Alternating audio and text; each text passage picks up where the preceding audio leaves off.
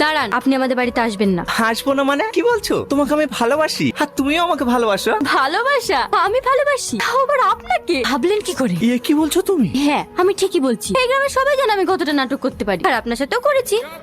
আপনার সাথে কেন করেছি জানেন? একদিন আপনি আমাকে আপনার বাড়ি থেকে অপমান করে বের করে দিয়েছিলেন, তার প্রতিশোধ নিয়েছেন। আমি তোমাকে ঘৃণা করি। I hate you! তোর নাম সাথী?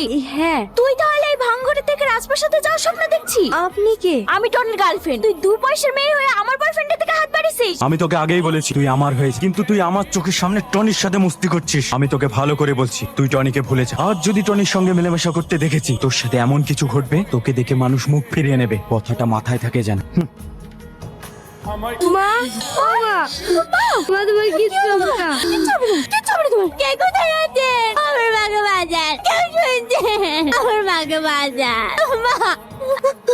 স্যার, সাথী খারাপ মেয়ে না, ওকে আপনি ভুল বুঝছেন। ওর সাথে যা কিছু হয়েছে তার জন্য দায়ী আপনার ম্যানেজার। আমি এতদিন আপনাকে ভয়ে কিছু বলতে পারিনি। কি? আজ সকালেই সাথীর মা গেছে।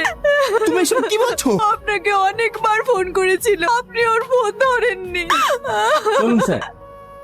শেষঘাতক বেঈমান, তোকে আমি পরে দেখে নেব। কি ব্যাপার? এই ঘৃণার মানুষটাকে দেখতে এসেছেন বুঝি? আজ আমরা সব ছেড়ে চলে যাচ্ছি।